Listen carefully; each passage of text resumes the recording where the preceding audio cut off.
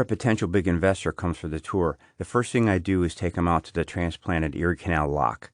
We've got a good 90 feet of actual canal out there and a well-researched dioramic of a coulee campsite. Were our faces ever red when we found out it was actually the Irish who built the canal? We've got no budget to correct, so every 15 minutes or so, a device in the bunkhouse gives off the approximate aroma of an Oriental meal. Today, my possible historical reconstruction associate is Mr. Haberstrom, founder of Burn and Learn. Burn and Learn is national. Their gimmick is a fully stocked library on the premises, and as you tan, you call out the name of any book you want to these high school girls on roller skates. As we walk up the trail, he's wearing a sweatsuit and smoking a cigar, and I tell him I admire his acumen. I tell him some men are dreamers and others are doers. He asks, which am I? And I say, let's face it, I'm basically the guy who leads the dreamers up the trail to view the canal segment. He likes that. He says I have a good head on my shoulders. He touches my arm and says he's hot to spend some reflective moments at the canal because his great-grandfather was a barge guider way back when, who got killed by a donkey. When we reach the clearing, he gets all emotional and bolts off through the gambling plaster Chinese. Not to be crass, but I sense an impending sizable contribution. When I come up behind him, however, I see that once again the gangs have been at it with their spray cans, all over my lock. Haberstrom takes a nice long look.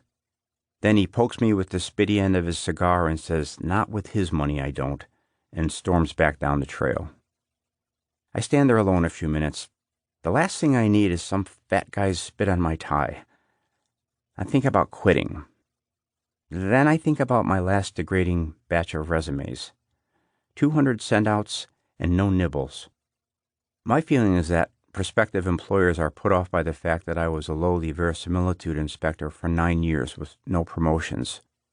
I think of my car payment.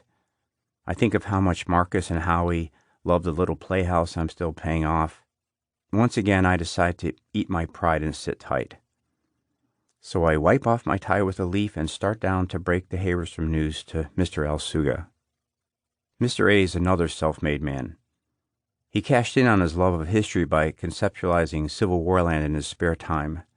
He started out with just a settler's shack and one union costume, and now has considerable influence in Rotary.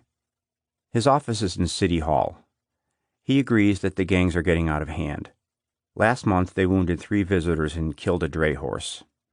Several of them encircled and made fun of Mrs. Dugan in her settler outfit as she was taking her fresh-baked bread over to the simulated town meeting. No way they're paying admission, so they're either tunneling in or coming in over the retaining wall. Mr. Alsuga believes the solution to the gang problem is teen groups. I tell him that's basically what a gang is, a teen group. But he says, how can it be a teen group without an adult mentor with a special skill like whittling? Mr. Alsuga whittles. Once he gave an old-time skills seminar on it in the blacksmith shop. It was poorly attended. All he got was 2 widowers and a chess club type no gang would have wanted anyway. And myself. I attended. Evelyn called me a bootlicker, but I attended. She called me a bootlicker, and I told her she'd better bear in mind which side of the bread her butter was on. She said whichever side it was on, it wasn't enough to shake a stick at. She's always denigrating my pay stub. I came home from the seminar with this kind of whittled duck. She threw it away the next day because she said she thought it was an acorn. It looked nothing like an acorn. As far as I'm concerned, she threw it away out of spite.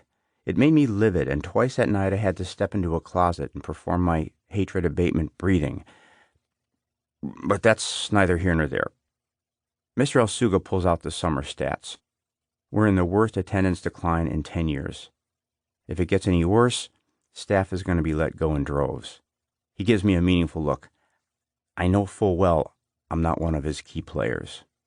Then he asks who we have that might be willing to fight fire with fire. I say, I could research it. He says, why don't you research it? So I go research it. Sylvia Loomis is the queen of info. It's in her personality. She enjoys digging up dirt on people. She calls herself an S&M buff in training. She's still too meek to go whole hog, so when she parties at the Make Me Club on Airport Road, she limits herself to walking around talking mean while wearing kitty handcuffs. But she's good at what she does, which is security. It was Sylvia who identified the part-timers systematically crapping in the planters in the gift acquisition center, and Sylvia who figured out it was Phil in grounds, leaving obscene messages for the teen bells on MessageMinder. She has access to all records. I ask, can she identify current employees with a history of violence? She says she can if I buy her lunch. We decide to eat in park. We go over to Nate's saloon. Sylvia says don't spread it around, but 2 of the 9 Can-Can girls are knocked up. Then she pulls out her folder and says that, according to her review of the data, we have a pretty tame bunch on our hands. The best she can do is Ned Quinn. His records indicate that, while in high school, he once burned down a storage shed. I almost die laughing. Quinn's an adjunct thespian and a world-class worrywart. I can't count the times I've come upon him in costuming, dwelling on the gory details of his dread disease rider. He's a failed actor who won't stop trying. He says this is the only job he could find that would allow him to continue to develop his craft. Because he's ugly as sin, he specializes in roles that require masks, such as Humpty Dumpty during Mother Goose Days.